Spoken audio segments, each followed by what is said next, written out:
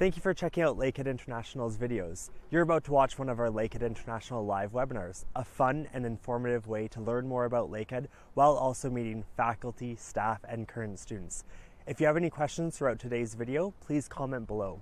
Otherwise, let's get started. Hello everyone and welcome to another Lakehead International Live. My name is Jordan Ball. I'll be your host today, and of course I'm excited to be joined by two special guests who I'll introduce in just a moment. But before we do that, I do want to take an opportunity and say thank you to our audience for joining us. Whether this is the first live event that you've joined us for, or perhaps one of many that you've participated in the past, we're excited to have you and share more details about off-campus housing and accommodations in our two hometowns of Orillia and Thunder Bay, Ontario. With that being said, I wouldn't be able to do today's session without two of these guests. So first and foremost, I'll pass it over to Roddy Lynn to introduce herself. Good morning. I am Roddy Lynn Resnick-Kiniski, the Director of Lakehead University Community Legal Services, which is a legal clinic located in Thunder Bay's campus of Lakehead University. I'm here today super excited to let you know things to think about when you are going to be signing your rental agreement or your lease agreement, and also just to give you some more information about what our clinic does and how we may be able to help you if you have any legal issues while you're in Thunder Bay. And I'll also let you know about a legal clinic that's close to Orillia as well. Well, thank you again for joining us, Roddy Lynn. Next, I'll pass it over to Nikki. Good morning and welcome, everyone. I'm Nikki Locker. I'm the International Engagement Officer on the beautiful Orillia campus. I'm the first point of contact for international students. I work to connect you to other student services, to immigration advising, and as we're doing here today, connecting you to the beautiful city of Orillia, otherwise known as the Sunshine City. Awesome. Well, thank you again to both of you for joining. For those of you who don't know who I am, my name is Jordan Ball. I'm the International New and Social Media Officer. Of course, I'll be helping run our live event today, but that's what my job is. I run all of the live events here at Lakehead International. I also help run our social media channels and co-manage the Global Ambassador Program. So it's a pleasure to be here. I'm certainly excited to share more about off-campus housing. Thunder Bay is my hometown, born and raised in, if I'm not mistaken. Orillia is Nikki's, and so we share a wealth of knowledge in terms of making recommendations on off-campus housing and perhaps tips. And I'm sure if Roddy Lynn has a burning passion to speak up and share more, she will as well. Alrighty, I think it's time to dive into the topic why everyone's joined today and what you're most excited for, and that's searching for housing. So of course, like I noted before, we are going to be chatting a bit about housing in Thunder Bay as well as Orillia, but we're kicking it off with the idea of searching for housing and how do you find that house off campus, or how do you find that accommodation off campus? So first and foremost, where to look. You can look online from the comfort of your own home. You can start to peruse off-campus housing accommodations in our hometowns. The first place we'd recommend is using Lakehead University's off-campus housing list, which is available on our website. And I'll chat a bit more about that in the next slide, so I won't steal my own thunder quite yet. But we also have housing agencies here in our hometowns that they live and breathe rental units and housing in general. So in Thunder Bay, we have two of them that are quite popular, Home Sweet Home and Rent Panda. And in Orillia, we have Low Properties, we have AG Secure Property Management, and AMK. Again, these are just a few to list the many options and housing agencies that could support you in terms of finding off-campus accommodations if you're joining us here in Thunder Bay or Orillia. However, we know these are fairly popular and have a larger volume of accommodations available right now. We also have local housing boards such as Kijiji. So if you're unfamiliar with Kijiji, and that's quite possible, if you go on any of your web browsers, type in kijiji.ca and then set your location to one of our hometowns, Thunder Bay or Orillia, you can actually explore off-campus housing accommodations available. And they actually have a system that allows you to set up certain criteria. So maybe you're looking for a 2-bedroom home or maybe a 3-bedroom home even. Maybe you need it furnished and you're moving with your whole family, but you don't want to have that expense right off the bat of buying furniture here in Canada. There's a lot of different options in terms of what you're looking for, and we'll chat a bit about that when we go into some further slides here. Of course, when you arrive in our hometowns, you can also explore newspapers or journals. So in Thunder Bay, we have the Chronicle Journal or we have TB News Watch, and that's actually an online newspaper. And then in Aurelia, we also have Aurelia Matters, which is available online as well. They also have boards, essentially, boards that local community members can post on and share their accommodations, which are up for rent. So chatting a bit about that off-campus housing list available on Lakehead's website, the link is noted there. It is offcampus.lakeheadu.ca. You can find available rooms and apartments. You can search using various filters, which you can see on the screenshot on the right-hand side of your screen. I will note that all listings are approved by an administrator before going live and will last for 30 days. So you know that the inventory on these websites are fairly fresh. There is also a roommate listing available on this website experience. One thing to note here is that Lakehead University does not actually vet these apartments or accommodations. So we do approve them to go on our website so that we do make sure that they are legitimate. However, we do not go and look at these places for you. We don't go and tour them.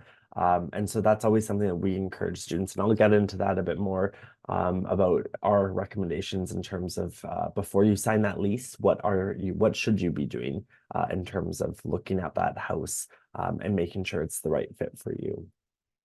So key considerations as you're looking for off-campus accommodations include amenities, of course, like the neighborhood that it's in, employment opportunities in that area, or is it close to your employer? Grocery stores nearby, or access to them at least, recreation and gyms, restaurants and entertainment, and access to bus stops and routes. Of course, I think it almost goes without saying, but I'll remind viewers, the very last point there is an important consideration for a vast majority of you who will be living off campus and using the local transportation system to reach us here on our main campuses.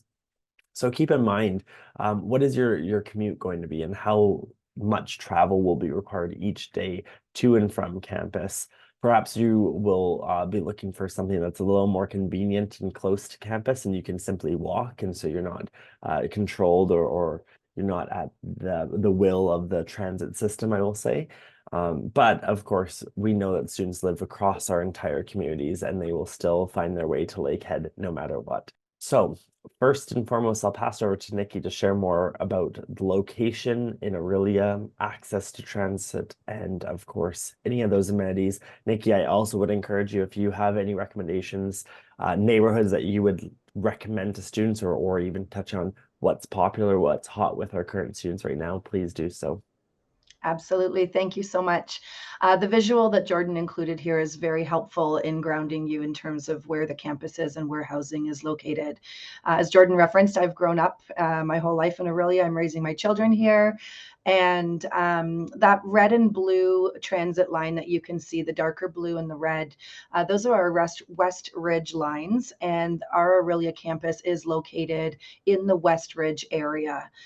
So when you see the community that is just to the west, I think it is, of our campus, that's where I'm actually living now, and it is called West Ridge. So this is a development that's relatively new in our community. It's a sign of the times. Aurelia is growing and expanding. So it's this lovely enclosed community that is within walking distance of the campus. So that would be where I would wager most of our students are finding housing. There are a lot of rental units, different types of homes. We have single room rentals, full home rentals, 6-bedroom options there. And again, within walking or bike riding distance of the school. So I walk to work sometimes when the weather agrees. That might be about a 10 to 15 minute walk. And I'm right central in that neighborhood. The reason I chose to live there and why it's a great option for students, of course, it is close to work and close to the university here, but it's basically close to everything you could possibly need. So we have within a walking distance, a reasonable walking distance, we have a large grocery store that's affordable. We have a cinema or movie theater very close by. tons of diverse restaurants, which is new to Aurelia. So it's where, again, that development has happened. So there's a lot of new and exciting food options there. Close to dentistry, if you need dental checkups, close to different health services like massage and physical therapy, all within walking distance. And then close to the action in the sport world. So that's really important to my family and myself. So just adjacent to the university and within walking distance of that community, we have the West Aurelia Sports Complex, which has hockey, skating, lacrosse, soccer, football. You can catch games happening there or participate in community sports there. Or as my university age kids do, they'll run over there to just meet some friends and kick a ball around and have some fun there. So lots of options for sport when you live in that community. And again, Aurelia is a really well situated community, I would say, for access. So even if you're not living in that community, you know, the green and the light blue area, that's where I grew up as a child. Those are lovely areas, and the transit is really accessible and very frequent. So it's easy, like Jordan was saying, to make your way to campus. When you get into that purple area, that's getting a little bit more removed from the hustle and bustle of the city of Aurelia, if you will. But again, there is housing there, and transit is very supportive of getting you here. But again, being within that red and dark blue area, that's going to be the easiest access, I would say. And getting into our downtown core, where again, there are beautiful shops and restaurants, the beach, which is amazing. It's a very quick bus ride. And as I'm sitting here, I'm watching buses cycle in and out to the campus. So it is very, like I said, accessible. So yeah, it's a great place to be. I forgot to mention too, within walking distance of that West Ridge community where I live, and within about a 5-minute walk from the campus, there's Scouts Valley, which is a great hiking trail. And if you're someone that's into nature, there are so many different plants and trees that you can, and wildlife that you can observe there. If you're a birder, lots of birds. So again, right close to the campus and close to that community, there's so much to do. Awesome. I think Thanks I for covered sharing more, everything. Nikki.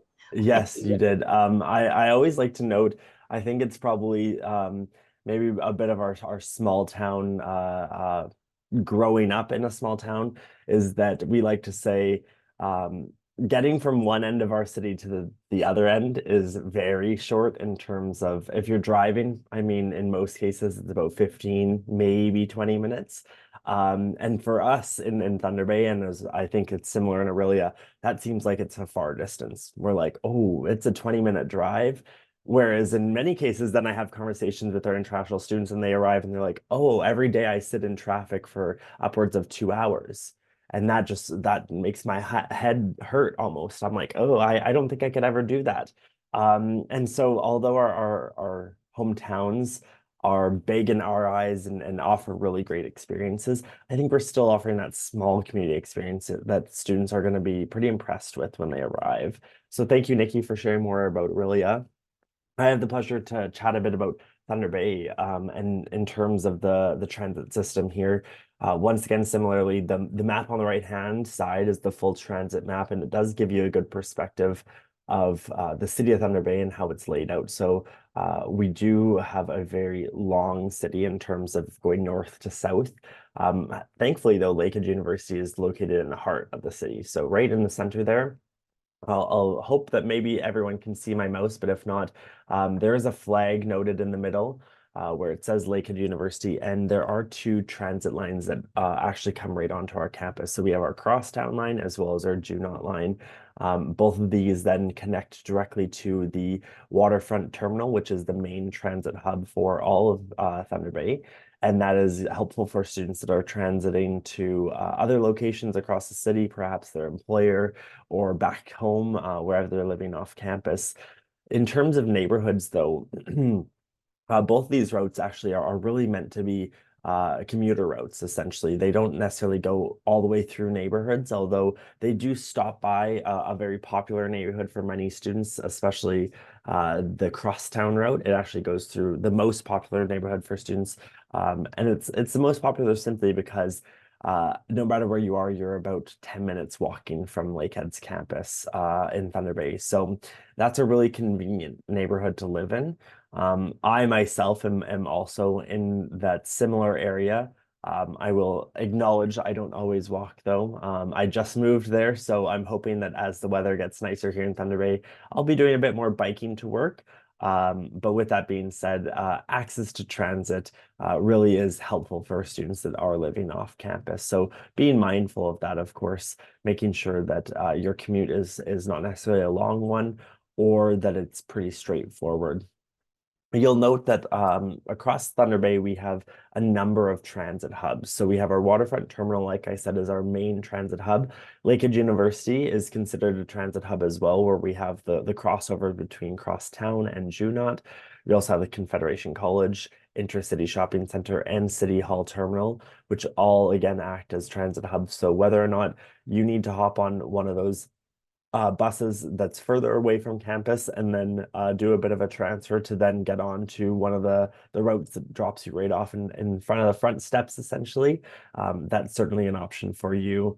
I would also recommend students, if you are exploring in the Thunder Bay area, keeping it within some of the popular areas are River Terrace is a nearby development. It's a brand new development, so I would say it's going to have a nicer accommodations, but certainly that comes with footing the bill for nicer accommodations. We also have Northwood, which is a nearby area, and you would simply transfer on only one bus, most likely. Maybe perhaps you'd just jump over onto the main route, number 2. And with that being said, that is a popular area for our students. And then also looking to the Beverly area. Again, that's the neighborhood I've already discussed in terms of just being upwards of 10 minutes walking, depending where you live.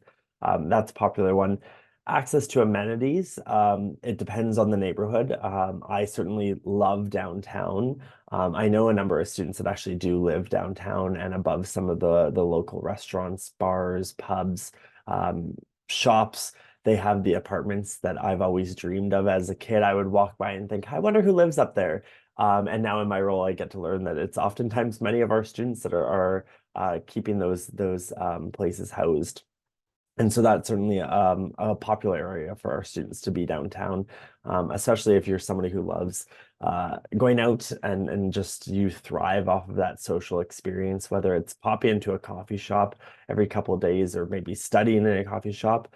You can, of course, again, transit to any one of these. And we actually have a few different downtowns. We have 2 because Thunder Bay was actually 2 cities before it amalgamated into one.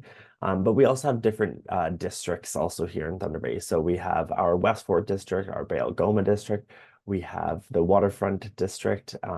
There's also Current River, which is a cute area. So plenty to do here in Thunder Bay in terms of amenities and access to them. Employers, pardon me, range across the entire city. I know plenty of students work in the Intercity Shopping Center area and vicinity. That is a popular merchandising area. So we actually have a mall there with, I believe, well over 50 stores at this point. But across the street on all 4 sides, there's employers, there's restaurants, there's grocery stores, where oftentimes our students are finding part-time jobs while they're living here and studying at Lakehead.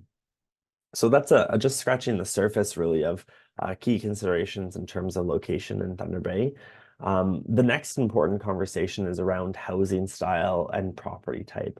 So housing style really is reflective and speaks to your roommate situation. So housing style in terms of independent means that you're most likely living on your own or your own family unit. A shared housing style, of course, is where you're going to have roommates, and I wouldn't consider your significant other, your spouse, your roommate per se. We would still consider that in an independent housing style.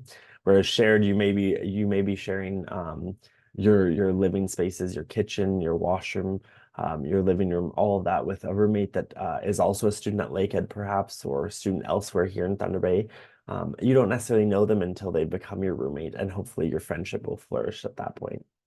And then there is the consideration of property type.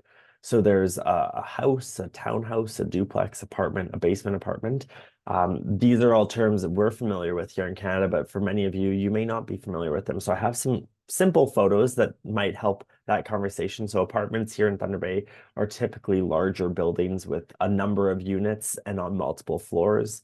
A duplex is typically two independent spaces that share a single wall in between them. So in this case, the photo in the middle, you can see there's two garages and two front doors. That middle, the dead center in the middle of the house is that wall that separates the two units, but it is one contained structure. A townhouse, you typically have tenants on either side of you. So in this photo, you can see three front doors. So there's three units in this case. But this is also a popular option here in Thunder Bay in terms of having upwards of 10 townhouses in one singular structure. Again, though, you would still have your individual unit at that point. Of course, we also have a house, and then we have a basement apartment. The house in our eyes is a detached home, so it's just a singular structure that is all yours and typically is accompanied with a driveway and a backyard that's private to you. Perhaps, though, if you're living in a house, you may only have a portion of it. So in this case, that's where we talk about basement apartments. So in the diagram in the middle there, you could live in a house and you could live in the green space. So you'll have the main floor and then the upper levels, which will contain everything you need typically. But you also could rent something called the basement apartment, which is going to be the purple in the diagram. So it's below grade. It's still legal in terms of there's access to it and typically through a private entrance of sorts. But students also use this because oftentimes this is where you can find a bit of a reduced rate in terms of pricing. So those are a few options for consideration. I'm going to take the torch and pass over to Roddy Lynn to share more about legal aspects of living off campus. And then we'll come back and we'll chat a bit more about some other topics here. Yeah. Thanks, Jordan. I will just add, I'm also born and raised in Thunder Bay. So Thunder Bay has been my home. I went to Lakehead University for my undergrad. I did have to leave at that time for law school. There wasn't a law school here, but I came back as soon as law school was done. And I am proud to say that I have a son who's also at Lakehead University. So it seems to be a theme here. So welcome.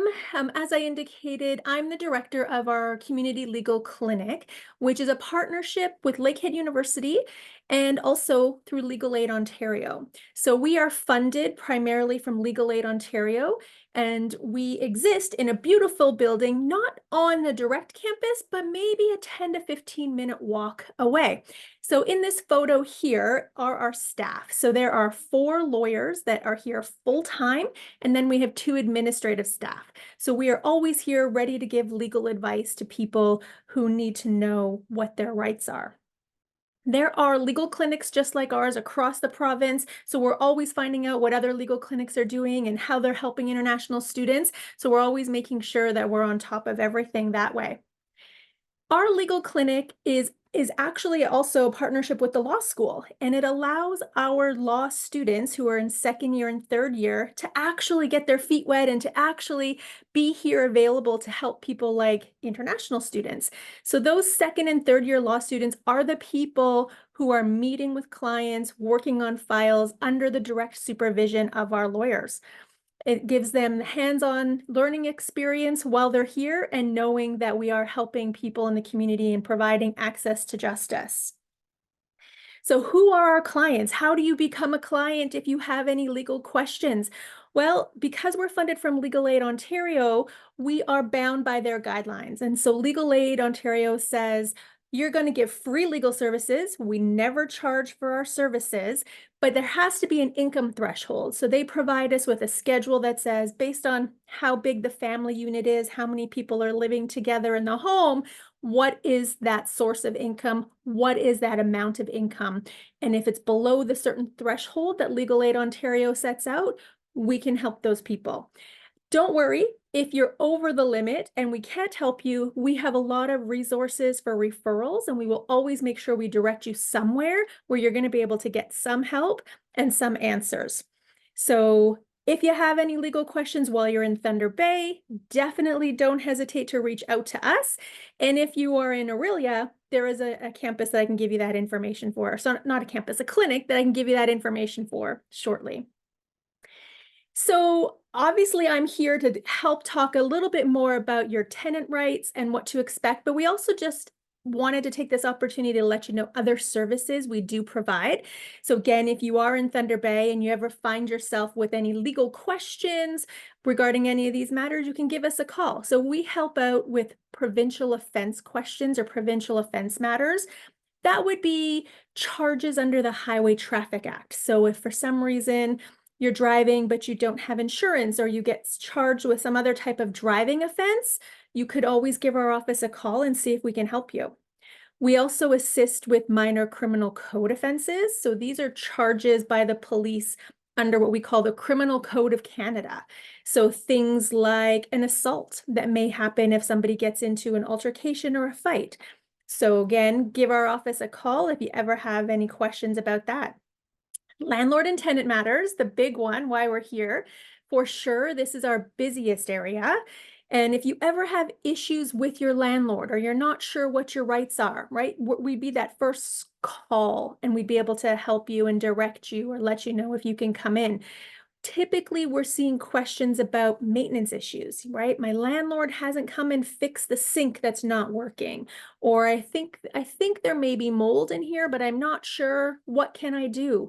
Things like that. Or if you're not sure the landlord wants to raise your rent, is that legal? Or they're asking you to pay a deposit other than your last month's rent deposit. So there's a whole bunch of sort of questions and legal rights that you definitely are going to want to become familiar with. And if you're not, as I said, give our office a call. Small claims court matters. This may be a situation where maybe you've loaned somebody money and they were supposed to pay you back and they don't, and you want to know what your rights are and what you can do, how to get that money back. That would be something that would fall under that area. And our last area we cover is employment law. So we help employees. So if you are working here and then you're not sure about some of your rights, maybe you have questions about your working rights, or you've been let go or fired from your job and you want to know if that was legal or if you're entitled to anything else, those are questions that we can definitely help you with. So as I said, this is our email address, website as well. Usually we have students that will drop us an email, let us know a little bit about what their legal question is. Our response, more times than not, is here's our phone number, give us a call. And the reason for that is we do have to do an initial screening to find out those questions that I was telling you about legal aid. So they want us to ask the questions about what is your source of income? How much income do you have? So don't be hesitant if we are asking those questions. We have to in order to see if you qualify for our services under the guidelines that Legal Aid Ontario sets out. But don't ever hesitate. Our services are free. You can email or call us at any time. Okay, let's talk a little bit about the best way you can protect yourself if you are living either in Thunder Bay or Orillia and you have found a place to live. First and foremost, the key thing, you want to have your agreement in writing. The picture I've provided on this slide is what's called the standard form of lease agreement. So it is the law in Ontario that landlords and tenants should have their agreement on this form. However, we see a lot of people who come through our doors that don't have it in this form. As much as that's against the law, it's okay. But sometimes it's because landlords don't know the law. Just because landlords are renting a property does not mean they know what the law is. So it's absolutely okay when you find a place to live for you to say, can we put that in writing? And can it be on the standard form lease agreement? You may actually be teaching them something. So that is your best protection. It has easy to understand language. It's quite lengthy, but it's easy to understand. And if you take the opportunity to even read it before even looking for a place to live, you're going to learn a lot of information. It includes things such as, what is your rent amount? What have you agreed? How are you paying it? When is it due? What else is included in that rent amount? Do you have a parking space if you need one? Do you have air conditioning? Is that going to be paid for? What about internet?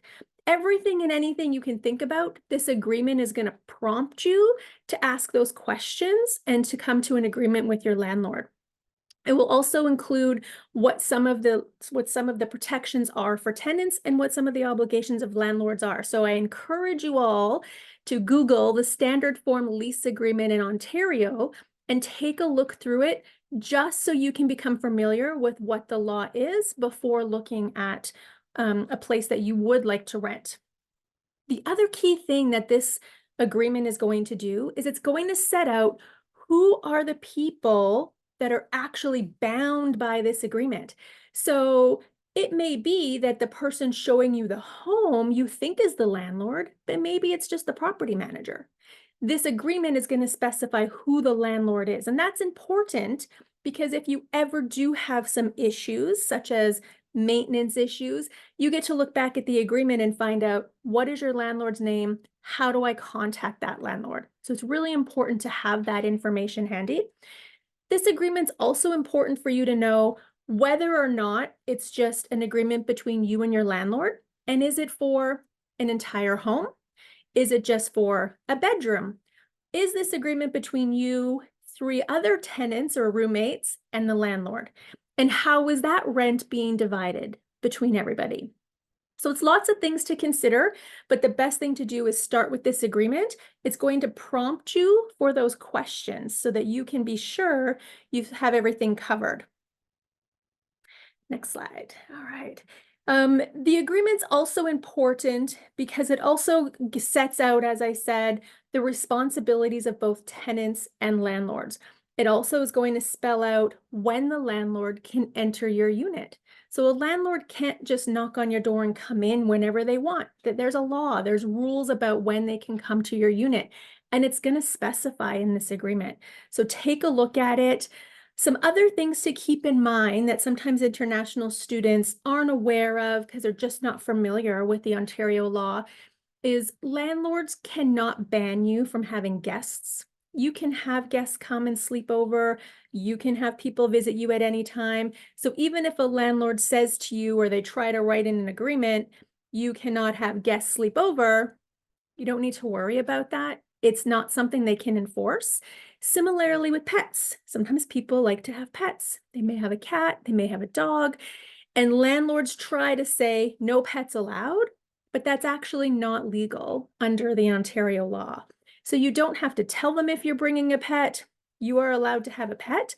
There are some exceptions to those rules, like if you're living with other people and if they have allergies, or if your pet's being a disturbance to other people who are living in the unit, then that becomes a problem. But off the top, it's not something a landlord can tell you that you're not allowed to have. The other thing to keep in mind as well is that as far as the landlord entering the unit, if it's for a maintenance issue, so let's say you did have a broken sink or some mold and you've told your landlord about it, the landlord is able to come and look at that maintenance issue, but they have to give you at least 24 hours notice. So you tell the landlord of the issue, they get to tell you they'll come look at it within 24 hours. You don't have to be there when the landlord comes to look at it. So sometimes I know some students feel a little uneasy about the landlords wanting to be there when they're not there. So you can talk to your landlord and try to arrange a convenient time, but just know that if it's a maintenance issue, you don't have to be there. As long as the landlord has given you 24 hours notice, they can come fix it, get the maintenance issue fixed, and then obviously everything will be better after that. As I said, there is a community legal clinic in Orillia. I'm sure if you're on the Orillia campus, they probably can give you that information, but very easily you can Google community legal clinic in Orillia and be able to contact them. They are also funded by Legal Aid Ontario. So they will have the same parameters as far as, income qualifications, free legal services, all of that. So please keep that in mind. One word of caution as you are looking for a place to live, regardless of Thunder Bay or Orillia, is it's important to know who you're going to be living with. I sort of took the last little bit here to go through this standard form lease agreement, told you what the law says as far as landlords and tenants, and that's true only if you're not living with your landlord or family member of the landlord. So it's important to know that if you are living with your landlord or a family member of the landlord, none of the responsibilities, obligations, protections that I've said, none of them apply to you. You're much more at risk for a landlord being able to say, you need to leave in 2 weeks from now, if you actually are living with a landlord or a family member. So keep it in mind, you don't get the same protections under the law if you are living with the landlord or somebody that's a family member of the landlord, and sharing a kitchen or bathroom. That's sort of the key thing, living with them and sharing a kitchen or bathroom. Doesn't mean you can't do it. You can absolutely still sign an agreement, put it in writing, make sure it's clear, what your rent is, but you're going to want to protect yourself. And the best thing to do is, again, call us or call the Aurelia Clinic, and we can help you through some of the things you should think about if you're going to be living with a landlord or a family member of the landlord. Okay. Thank you so much, Roddy Lynn.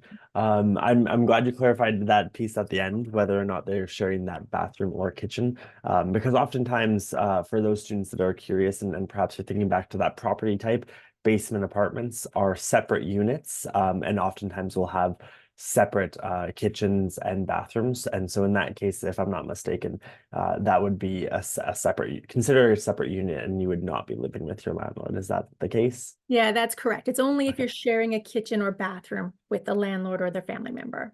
Good to know. Thank you so much for sharing more details and introducing the standard form of lease here in Ontario. Of course, to our students that are watching or perhaps live, whether it's the recording, don't hesitate to offer this up, or even to start filling it out in terms of how you understand your lease will work, and then provide it to your landlord at that point, and encourage them to use it.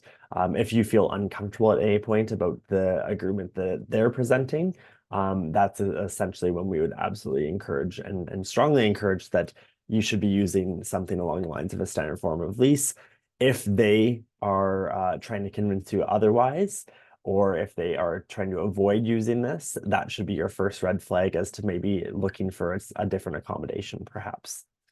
Alrighty, so moving right along to our next topic. I know that we have some questions in the Q&A, and this is a timely question for this first one. It says, what type is generally cheaper for the housing on campus or off campus? So off campus can be cheaper in some instances, depending on perhaps how many roommates you have, or the shared living experience you have. Or perhaps on campus may also be cheaper in terms of the amenities and the access to sports that you will have. So Florian, and to anyone that's exploring and weighing their options, I really think that you should probably check out our on-campus housing and residence and meal plan webinar.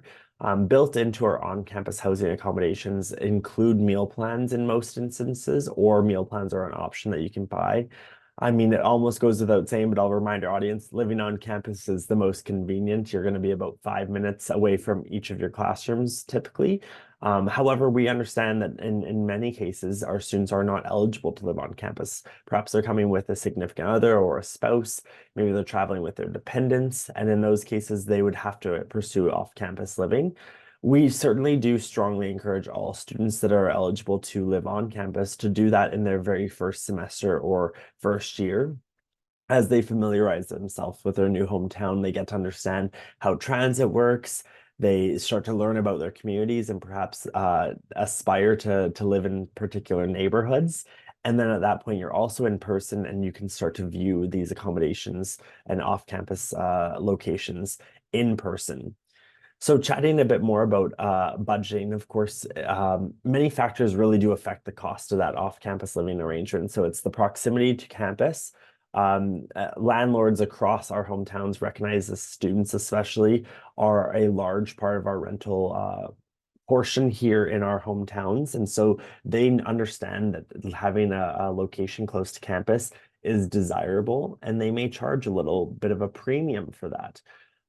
Of course, I already mentioned this, but whether or not your off-campus arrangement is a shared house or you're living independently, that will affect the overall cost of living.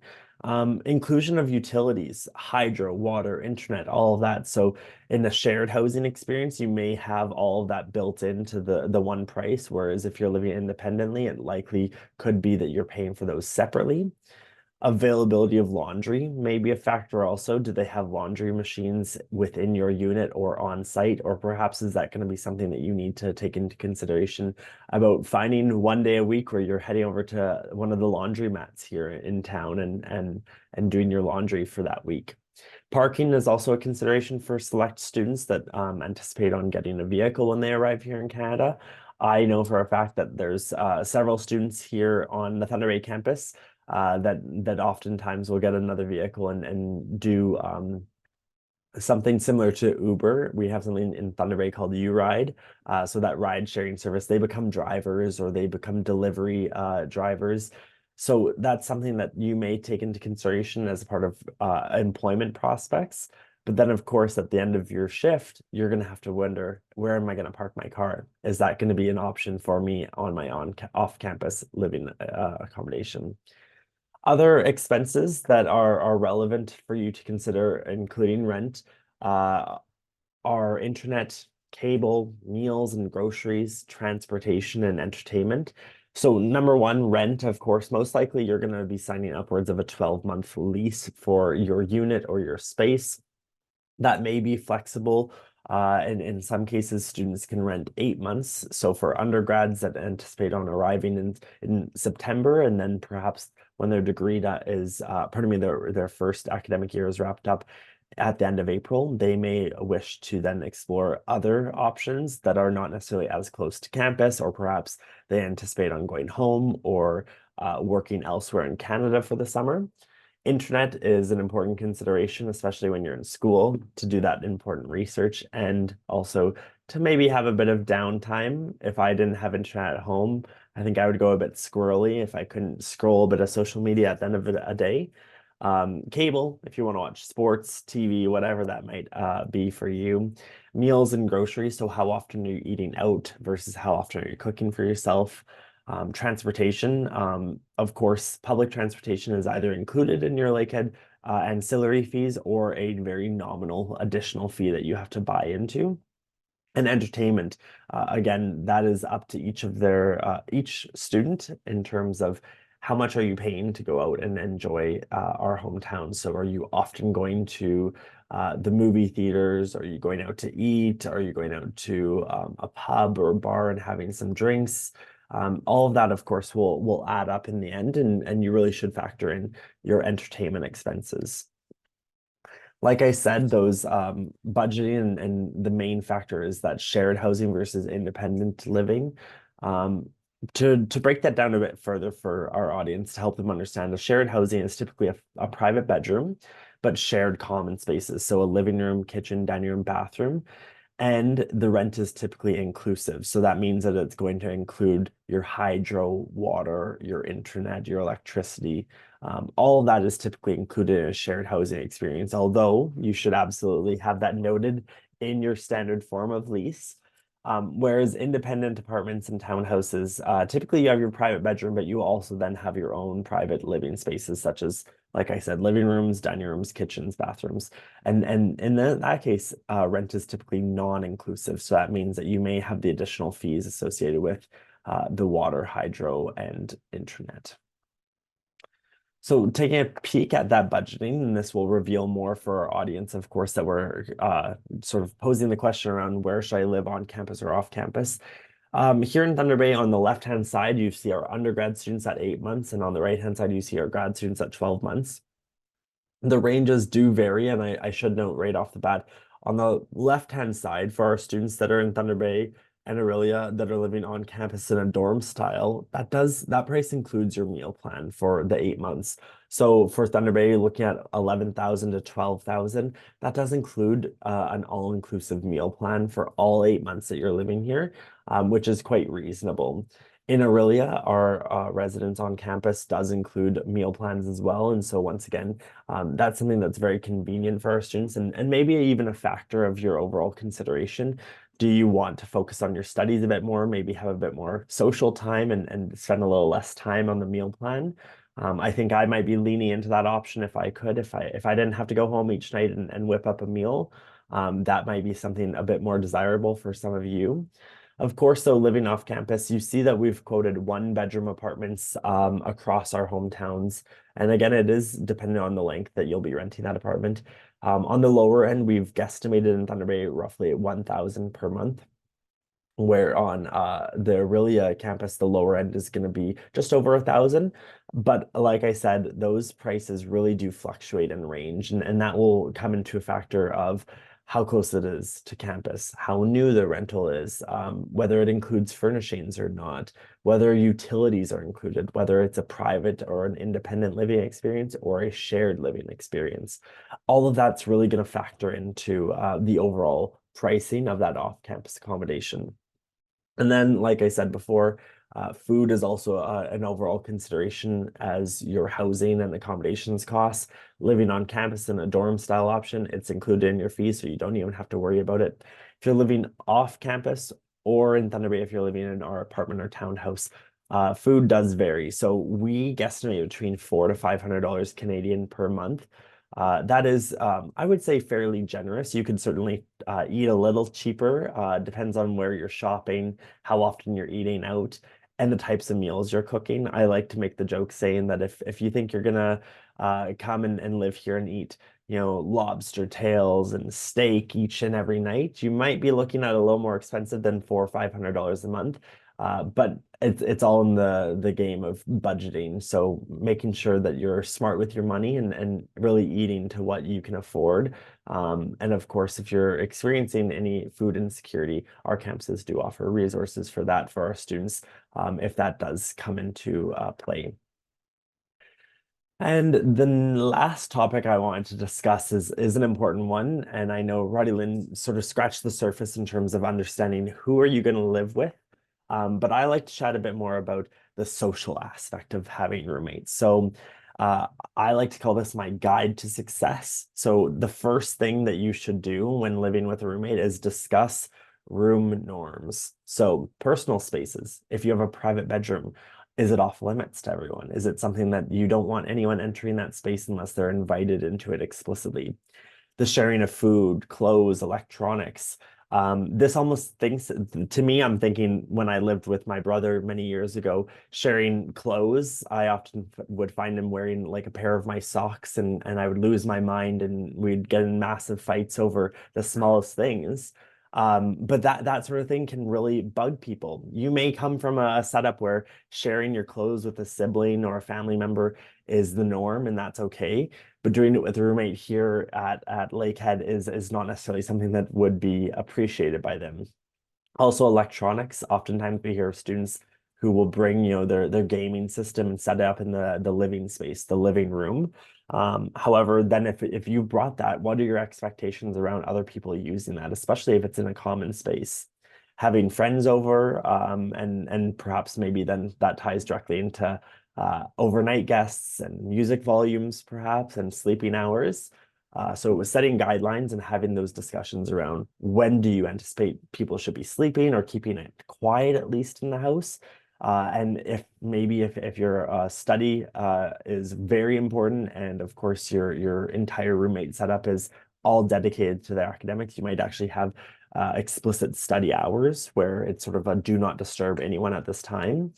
And then, of course, chores, keeping the house tidy. Your personal space is your personal space for a reason. Maybe it's going to be a bit messy, maybe it's a little unorganized, but keeping those common spaces tidy, especially after doing dishes or cooking in the kitchen, making sure that you clean up after yourself. I always like to say all of these come in hand or go hand in hand with communication. So if you have a problem, don't let it boil up inside.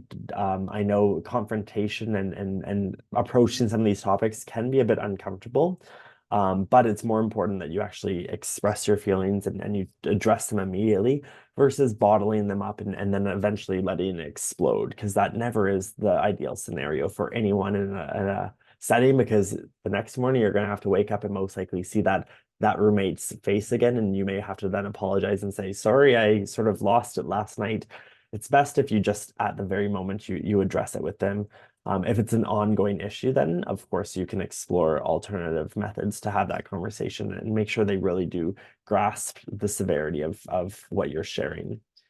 Other guides to success, I like to say pick your battles. So living with someone is about compromise. Decide what things are really important to you to bring up and address. Perhaps for me, if I was living with someone, is changing the toilet paper roll. I mean, this is a common one. Some people will they love to just not put it back on the roll and they just set it right on top.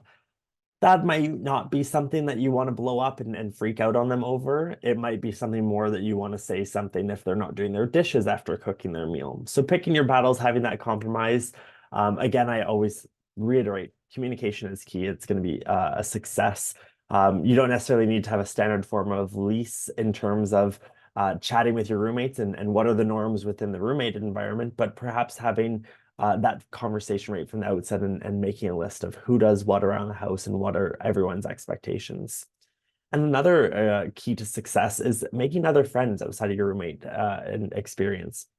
Oftentimes, just being able to talk to somebody who is not going to judge you or not going to take anything that you say personal, just venting, getting it off your chest and saying, you know what, my roommate has really been bugging me. They've been playing their music super loud each night. Maybe it's not something that you want to address with them. Maybe that's a battle you're not ready to pick. But having someone to talk to about it will help blow off that steam and let you perhaps get their opinion on the situation. And maybe they'll even have some guidance to share with you. Maybe they've dealt with that in the past themselves and they've had roommates that are playing their music too loud and they might be able to share key tips. This also then follows up with setting expectations. So I won't dive into these at great length, but just some of the few that I think are really important. Handling payments of rent or other joint expenses. This is a very hot topic in terms of money, is a sensitive area for most people. And so making sure it's clearly defined who's going to handle the payments and what is everyone chipping in for that payment? What are the expectations around those shared expenses? Again, policy about using other people's possessions. That's an important one, especially because you wouldn't want to find someone using your toothbrush, for example, going into the morning and you see somebody's brushing their teeth. That might put you off and set you off. And another important one is guests and partying policy. Of course, having people over, like Roddy Lynn said, is oftentimes people love that experience. I'm a host myself. I love having my friends over to my place. But you want to be conscientious of your roommates and understand what are their expectations around when people should come over or what is the ongoing norm within your house. The other ones are all equally important, but I'll let you read that on your own and perhaps consider that and weigh your own opinion into that. And last but not least, final considerations. Do you need to purchase any furniture or will your house be furnished? That's a big one for many students. And that will play a factor into the overall cost of the housing experience. Do you need to purchase any kitchen or cookware? So is that going to be included? So pots, pans, the stuff that you may take for granted living at home right now. That's something that you also most likely would not move to Canada and pack an extra suitcase just with pots and pans. You'll have easy access to that here in Canada and at reasonable prices too. Who do you want to live with, if anyone, of course? And is off-campus housing the right choice for you at this point in time, or should you perhaps pursue on-campus housing in the meantime while you get situated in your new hometown? Coming back to that to-do list, though, I think these are really great chronological steps to what your next steps are. Creating a budget for yourself and understanding what are you comfortable spending on your housing experience. And then, of course, familiarize yourself with the neighborhoods in your new hometown. And then start to explore local listings for housing and apartments. I would say 2 and 3. They could happen at the same time or they could be reversed. Maybe you're looking at house listings first, and then based on what is within your budget and your price range, maybe that's how you pick your neighborhood. You can certainly contact landlords to arrange viewings. If you're still in your home country, you can set up viewings on Zoom perhaps, or FaceTime, or some sort of video chat. However, we would always encourage you to view the space in person or visit the space in person before you sign any lease. And I'm jumping ahead to 7, but I just want to make that crystal clear because some things are not as easily discernible over camera or over video, or you don't understand the full context behind what you might be seeing on that video call. You also have the opportunity then to review the lease and clarify any concerns. Don't hesitate to ask your landlord questions. Again, it all comes around to communication. If you feel like there's something that you're unsure about or you just need clarity around, ask them. They should have those answers, or they should be able to get those answers to you. And then, of course, like I said, sign that lease, but don't sign it unless you've visited the space in person. So, everyone's favorite time of the webinar, once again, if perhaps before Roddy Lynn heads out, I could get her to do the first one from Florian. It says, how often does legal disagreements with outside landlords arise? I mean, you deal with this every day, so it probably seems like a high volume, and it's hard to put it in perspective, but I'll let you take a stab at it. Yeah, absolutely. I mean, definitely daily we have people calling and asking questions, right? And I wouldn't call them legal disagreements. I would call them that people just aren't sure of what their rights are.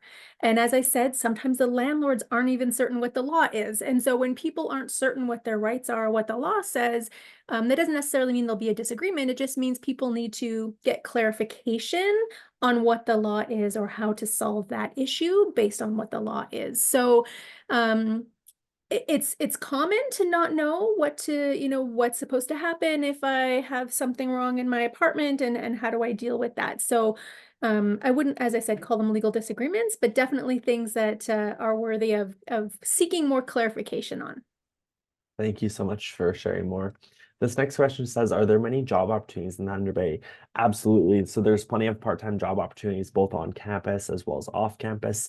We're a growing city, as is Aurelia, so we are seeing new employers pop up each and every day, practically looking for part-time employees to help get their business off the ground. But of course, we're also, to an extent, a bit of a revolving door. So as students graduate and perhaps leave our hometowns or move into then careers, new part-time jobs open up again that were once previously filled by a fellow Lakehead student. So certainly plenty of job opportunities here in Thunder Bay and Aurelia. We also do have a career services and co-op team on both of our campuses that are here to aid you in the job search process, resume review, interview preparation, and plenty of tools, including our exclusive Lakehead University Job Bank, where you can access that to explore jobs in our hometowns and communities. Another question we had is, can I please make payments without checking the off-campus housing rooms before coming? If you're making payments towards your academic expenses here at Lakehead, you're more than welcome to do that. And of course, any of those deadlines that are applicable to you. So perhaps a confirmation deposit and accepting that offer of admission, making that payment before any of those dates is critical, so that you can maintain that seat here on campus. And then maybe even tuition deadlines. They're coming up in mid-August for the September term.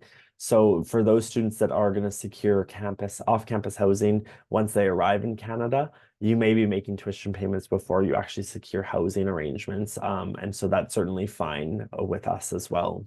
This question from Sarah is, I want to find out if it's possible to secure an off-campus housing before I arrive in Canada. Sarah, that's a great question. You could technically secure off-campus housing before arriving in Canada. Oftentimes we'll see students that are in their home country perhaps connect with current students from their country here at Lakehead already, or maybe students that are in their program, and they'll start to make that connection and seek out whether or not there's a roommate option there. Although we certainly do recommend students do view their spaces in person before actually signing any agreements, because we want to make sure that you are fully aware of where you're going to be living and understand the context of its location and the amenities being offered for what you're paying. This one is from Francisca. It says, please, can I rent an apartment before landing in Canada? So similar question. You can technically, but we certainly do encourage people view those accommodations before actually arriving. And with that being said, many years ago, the Canadian government removed the requirement to land in Canada within a specific time frame before your studies. So you may wish to actually be planning to arrive maybe 30 days before your program starts at the beginning of August, and then exploring for that month of August off-campus accommodations and then securing that housing while you're here in Canada. One thing to note, though, is that you will not be eligible to work part-time until your program officially begins. So as soon as that academic term starts in early September, you can then start working in Canada. Before then, you will need the finances to fund your own accommodations and of course living expenses. This question says, how is it like traveling from Lakehead on campus to Minnesota, United States for vacation? What should I consider? Well, that would definitely require you to have approval to travel to the United States. So for many of our students, that's a visit to the American Embassy or consulate in Toronto or Ottawa. And it's not coming to me which city is host to that, and perhaps getting your visa stamped or getting the proper documents aligned up. With that being said, maybe in your case, or perhaps some of our students' cases, they're already eligible to travel to the States. You would certainly need a vehicle most likely to travel down to Minnesota. I myself found myself as a child going down there quite often for different family vacations, just as a quick getaway. So it's something that you could certainly explore. But I would also say to any student that is looking to have a bit of vacation while they're studying at Lakehead, explore Canada if you can. Canada is an incredible country, and there's so much to offer and to see, especially even around our hometown communities. Within a couple-hour drive of both of our campuses, you can see so many different unique destinations and attractions. So if you're curious, of course, come chat with us when you arrive in Thunder Bay, our International Student Services team, or if you arrive in Aurelia, Nikki will happily guide you and share our own recommendation in terms of what do we love to do on our free time. So looking to the rest of our chat, there's one other question here that is housing related, so I'll answer that and then we'll wrap things up, folks. It says, how difficult is it to get an apartment for 4 to 6 months? I'm here for a semester abroad. So that's a really great question, Florian. I would encourage you to connect directly with Natasha, who is our Global Me coordinator. She would be happy to share more details about, in her experience, guiding other students that have done short-term study experiences with Lakehead and semesters abroad with Lakehead, what they've done in terms of searching for off-campus housing. Personally, and I know from experience, I would recommend on-campus accommodations. We can certainly facilitate short-term leases. And of course, you'll then be able to live on campus and get that campus experience a bit more, with still access to the city and being able to explore your new home for a short while. Alrighty, folks, thank you again to everyone for joining us. Before I let you go, I want to take this opportunity to remind you to follow us and stay connected on Instagram, Facebook, or YouTube.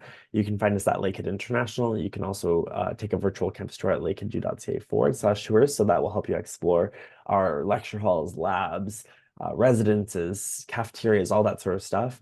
And if you were here at the beginning of today's webinar, you heard more about our upcoming live events, including our sample lectures. You can explore those and save your seat today by scanning the QR code at the bottom left of your screen. We're at the end now, folks. Thank you again for joining us. Thank you to Nikki for joining us and sharing her knowledge and experiences in Aurelia. And of course, Roddy Lynn for chatting a bit more about some of the services offered here at Lakehead University. It's been my pleasure to be your host, and hopefully we'll see you at the next event. But for now, we'll wrap things up here. Bye-bye. I hope you enjoyed the video. If you have any questions, I want to encourage you to comment below or connect with us on social media. We can be found at Lakehead International on Facebook, Instagram, and YouTube. Thanks for watching once again, and hopefully we'll see you at the next live webinar. Bye for now.